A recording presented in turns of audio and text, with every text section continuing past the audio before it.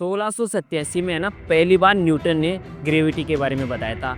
परंतु क्या इससे पहले ग्रेविटी नहीं थी?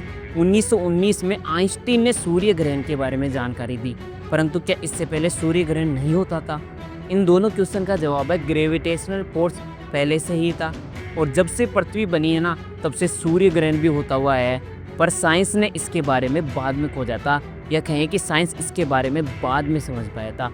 परंतु अगर हिंदुत्व के प्राचीन ग्रंथों को देखा जाए तो ये सब है ना पहले से ही लिखा हुआ था। और ऐसे जिन्हें आज मॉडर्न साइंस है ना खोज कर समझने की कोशिश कर रही है ना, वो सिद्धांत हजारों सालों पहले ही इन ग्रंथों में ना लिखे जा चुके थे।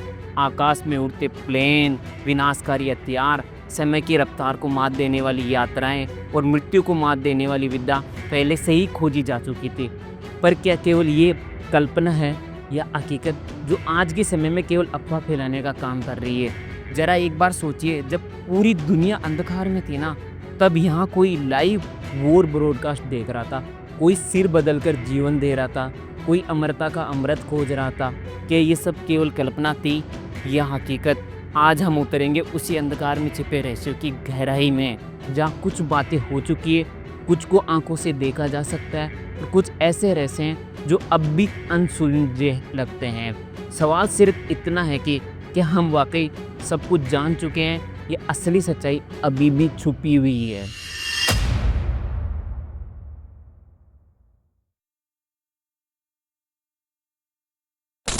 हमारे शास्त्रों में लिखे कई प्रसंग ऐसे हैं जो आज भी रहस्य की परत में लिपटे हैं, लेकिन उनका वर्णन इतना सच है कि लगता है ये सब सचमुच घट चुका हो। एग्जाम्पल के लिए पुष्पक विमान, रामायण का वह रथ जो आकाश में उड़ता था, दिशाएं बदल सकता था और यात्रियों को है ना दूर दराज की जगहों पर ले जा सकता था। क्या ये केवल कल्पना थी या वास्तव में उस युग में उड़ान भरने वाले यान है ना वो अस्तित्व में थे?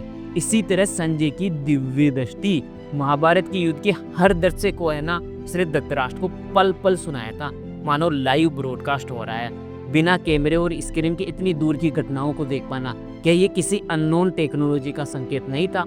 आज के समय में जो काम हम इंटरनेट के द्वारा कर सकते हैं ना, उस जमाने में उस काम को बिना इंटरनेट के किया जा सकता था।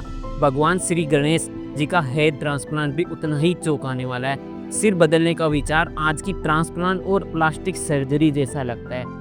अश्वत्थामा की शापित अमरत्व की कथा कहती है कि वह आज भी जीवित है।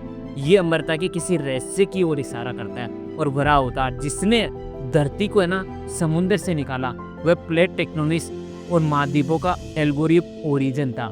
ये सब संकेत बताते हैं कि शायद ये सब केवल मिथक नहीं बल्कि सचमुच हो चुका है, क्योंकि हमारे ग्रंथों में लिखी कुछ बातें ऐसी है जिन्हें आज का विज्ञान है ना नकार तो नहीं सकता है, बल्कि उन्हें अपनी भाषा में समझने की कोशिश करता है। उदाहरण के लिए ब्रह्मास्त्र, महाभारत में इसका वर्णन एक ऐसे अस्त्र के रूप में है जो एक ही वॉर में ना पूरी सेना को भस्म कर देता है और उसका प्रभाव कई वर्षों तक धरती पर रहता है। ये डिस्क्रिप्शन सुनते ही आज के न्यूक्लियर वेपन का ख्याल आता है। तेज रोशनी, असहनीय गर्मी और लॉन्ग टर्म इफेक्ट। आज हम कह सकते हैं कि ब्रह्मास्त्र है ना एक परमाणु बम था। इसी तरह गंधारी के 100 पुत्रों के जन्म की कथा कहती है कि उन्होंने 100 गर्भों से एक साथ 100 पुत्रों को जन्म दिया था। आज के समय में ये टेस्ट ट्यूब बेबी या क्लोनिंग जैसा लगता है। फिर है काकुबी की ब्रह्मलोक की यात्रा। कहा जाता है कि वे अपनी पुत्री रेवती के लिए वर खोजने ब्रह्मलोक गए। जब लौटे ना तो पृथ्वी पर युग ही बदल चुका था। समय का ये अंतर आधुनिक भौतिकी के टाइम डायलेशन सिद्धांत जैसा है, जिसे आइंस्टीन ने प्रेडिक्ट किया था।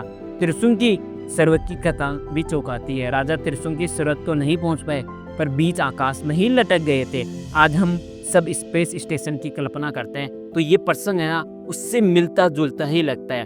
अंत में शिव का तांडव, पुराणों में इसे सृष्टि और विनाश का डांस कहा गया। आधुनिक विज्ञान इसे कॉस्मिक डांस ऑफ पार्टिकल्स से जोड़ता है, जो हर कण को नचते रहता है और ब्रह्मांड की लय को बनाए रखता है। यानी ये सब बातें न तो पूरी तरह से मिथक है और नहीं ही केवल विज्ञान।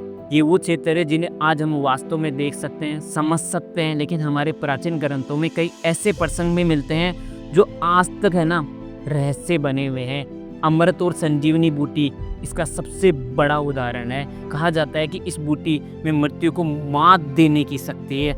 आज विज्ञान है ना लाखों पौधों पर रिसर्च कर चुका है, लेकिन अभी तक एक ऐसी औषधि का पता नहीं चला है जो मृतकों को जीवित कर सके।